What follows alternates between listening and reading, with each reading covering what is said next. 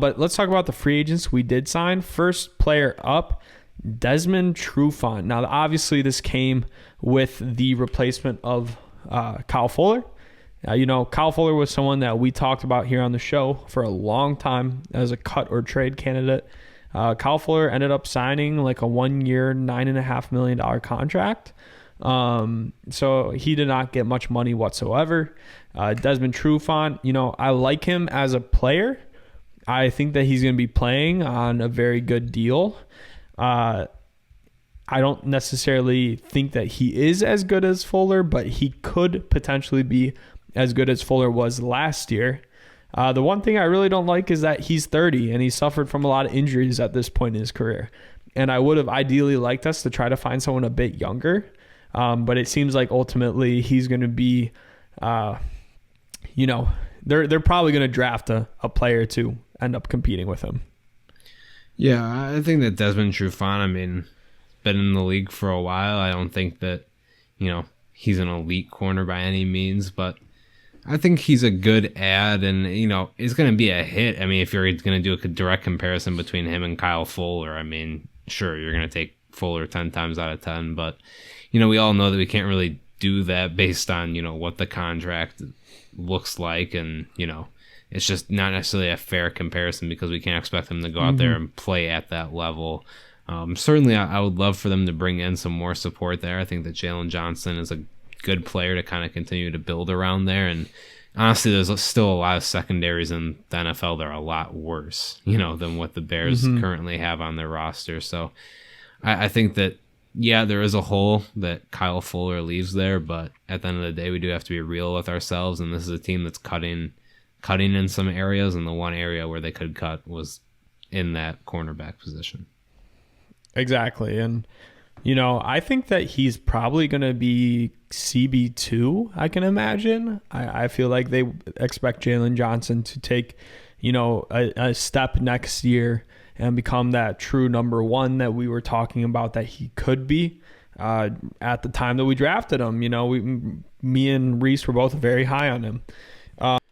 All right, guys, really quickly before we continue with the show, we have to let you know that this podcast is supported by Manscaped, who is the best in men's below-the-waist grooming. Manscaped offers precision-engineered tools for your family jewels, and they obsess over their technology developments. They're trusted by over 2 million men worldwide, and we have an exclusive offer code for our listeners, 20% off plus free shipping using code BEARNECESSITIES, no space, at manscaped.com. Manscaped sent both Reese and I over a bunch of their tools and formulations from their Perfect Package 3.0. And guys, Manscaped is a great company. They wanted us to wait until we try the products to give you guys our honest opinion. And it is a very good product. They have no-nick technology and a little LED light, which helps you get the job done a little bit easier. Both Reese and I have really enjoyed the Lawnmower 3.0 so far, and we're looking forward to trying a lot of their other products. The underwear that they sent us in the box too has been spectacular, and if you guys are into athletics or go to the gym frequently, highly recommend those as well. And guys, really quickly, if you use the same razor on your face as below the waist, guys, that's a little bit nasty. Try to pick up something specifically engineered for that below the waist region with the Lawnmower 3.0. Get 20% off and free shipping with the code BEARNECESSITIES at manscaped.com. That's 20% off and free shipping using code BEARNECESSITIES at manscaped.com. Make sure you check how to spell that in the description. That's going to support the podcast tremendously. Unlock your confidence and always use the right tools for the job with Manscaped. So let's go ahead and move on. Edge Jeremiah Attaochu. He was with the Chargers for a little bit, most recently with Denver. This is probably, honestly, my favorite signing of free agency. He's a high upside guy, got a high motor. He's explosive. He's young. I could see him succeeding Quinn, and I could see this working out really well for the Bears. I think he had about 4 sacks last year or so. So at the very least, he's going to be a very high upside depth guy. Yeah, and when you look up with him and Mario Edwards and, like you said, Quinn, it's not necessarily that dominant person that you'd want on the other side of Mac or, someone else that could really, it's not anyone that's on, the same pegging level as Khalil Mack. Clearly. But when you kind of take a deeper look at it, you go that these are all decent, more than decent players at that edge position that can hold their own. And, Mario Edwards, his contract is somewhat sizable. I mean, I wouldn't say it's a gross overpay. I mean, maybe it's a shade of an overpay, but still, I mean, I think that he performed well. I really liked what I saw out of him last year. You do have to factor in he'll be on a 2-game suspension at the beginning of this year. That's not the end of the world. And with Attaochu, I think that he does have that extra upside. I do like his motor. He is like, Khalil Mack is a very physical, pass rusher, but he also, what makes him so good is that he also has that really technical side too. And I felt like really what he always just needed on the opposite side was just someone that could just push, just kind of keep making that pressure where, Khalil Mack can really work in the way that he wants to. Which I think is kind of why Leonard Floyd never really quite fit in well. I mean, it looks awesome on paper to be like, yeah, we got Khalil Mack on another guy. We got just a straight speed guy. But unfortunately, I think that for this Bears defense, I think it's just going to be even better to just kind of have someone that's more of a bigger physical presence. I agree. And I think that obviously with the direction of this team, and, even if they were trying to compete, Quinn's going to be cut after the season. The Bears owe him like no money after that, and so they're looking for his successor for sure. I know they drafted a guy last year as well. He didn't get too much play time, but he was pretty impressive when he was getting some play. But we're gonna see. His last name was Gibson as well. I can't remember his first name for the life of me. He was from Tulsa with Darnell Mooney as well, though. Okay, so let's go ahead and move on. Running back Damien Williams. This is my favorite signing of the free agency period because finally we have a good in-between back for Montgomery and Cohen. A lot of people remember Damien Williams for having that like 230-yard game in the Super Bowl. We've been waiting 3 years for this, Reese. We've been saying that you need some in-between for Montgomery and Cohen, and the Bears finally are going to grant it to us. Yeah, it's not the beautiful signing, and, when I kind of looked at it today and heard the news, I was like, like a running back? I was like, I was hoping like, offensive line, a little twinge of hope that it's something quarterback related. But yeah. No, I mean, we've been asking for this for quite some time now, and, it is nice to have someone that it really is that perfect change of pace back. I mean, Tariq Cohen is good for what he does, but he's never was quite the perfect complement for David Montgomery, and this is someone that can really pick up the slack, and that's what he really has done for the majority of his career. I mean, I think, maybe his best, season totals, 500 yards, but that's not necessarily what you bring him in to do. I mean, he's someone that you can use very well situationally, which this team has lacked. And he kind of prevents a situation where we're not looking at that time where, Tariq Cohen and Montgomery are both out and, Patterson's our running back. Finally, if that situation happens, you go, okay, maybe this week we're going to go a little bit more pass heavy. We still feel comfortable running it with Damien Williams, but, he is kind of a little bit more of that shifty back, but isn't 5'6" and has a little bit more of that size and ability to play physically too and lower his pads. So yeah, I mean, I think Damien Williams, he's not someone like, yeah, he's changing the direction of this Bears season, but this is the kind of signing that if this Bears team was a real contending team, that would really put them over the top. I mean, that I would really feel, really good about adding. So I think that we do have to, give him credit for making that move, because I mean, yeah, we were calling for, especially at the beginning of last season, we were like, something's gonna happen. We have no running back depth, and they never did anything. And ended up kind of biting him in the ass.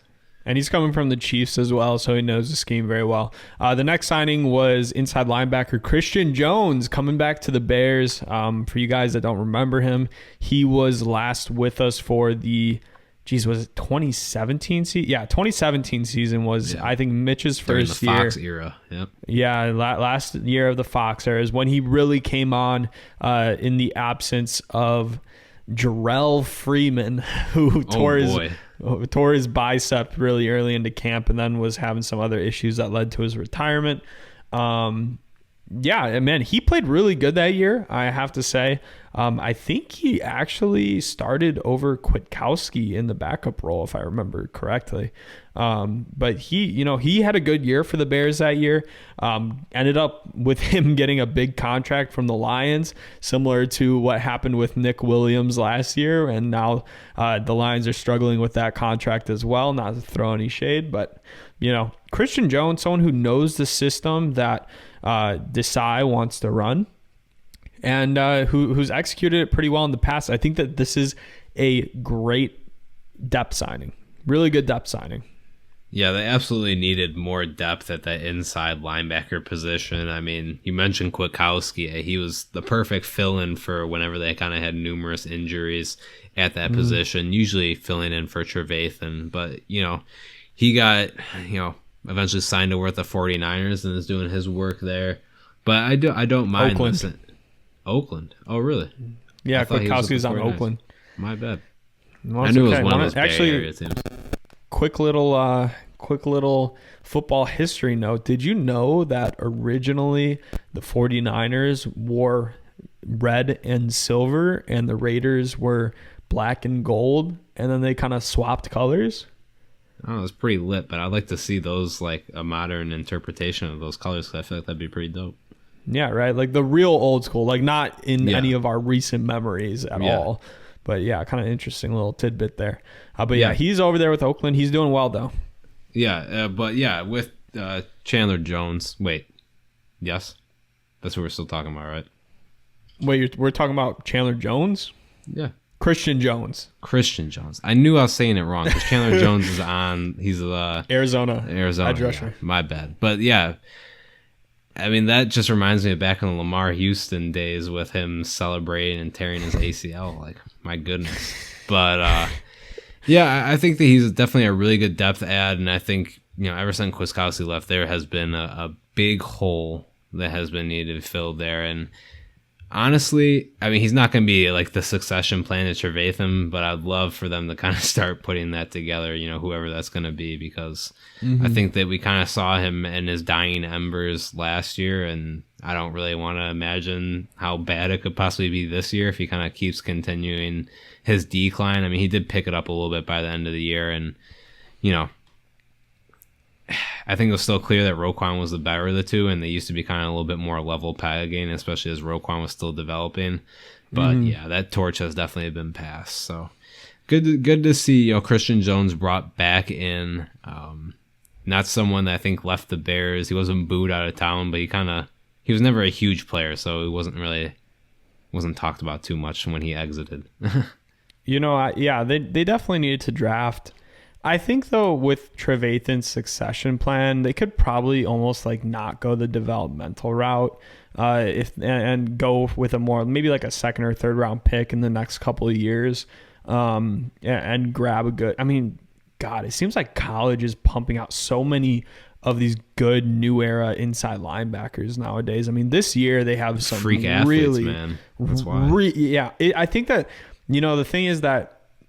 I think the reason why is because the strong safety position has kind of went away in its traditional sense, especially in college football when so many colleges are playing the spread. So now it's like a lot of teams, they pretty much have two free safeties in the back all the time now, so that these guys who are previously strong safeties have kind of moved up into being these inside linebackers, freak athletes.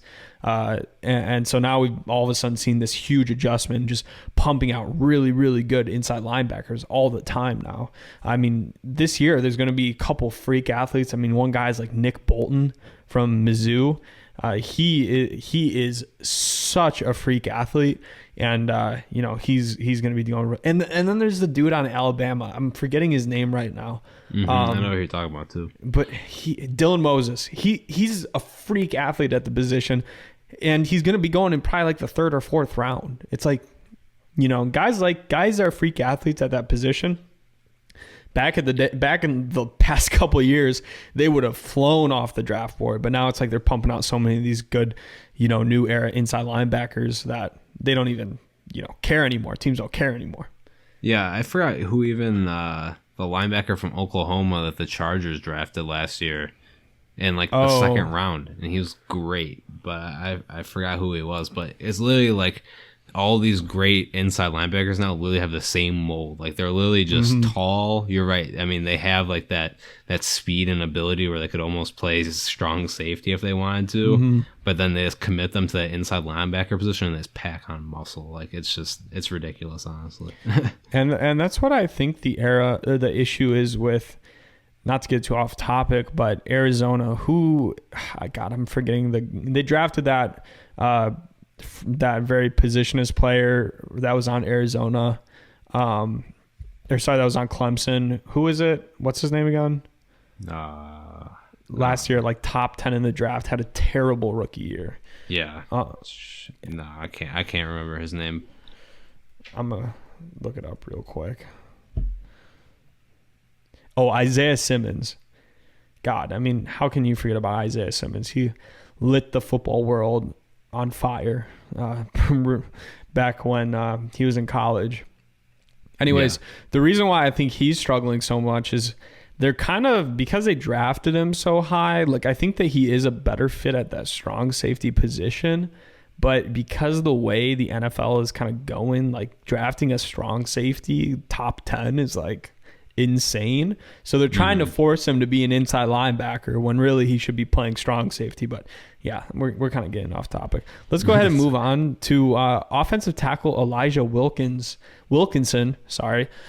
He's played swing tackle. I think he actually started for a while for the Broncos. He's played some guard as well. He seems like a big athletic guy.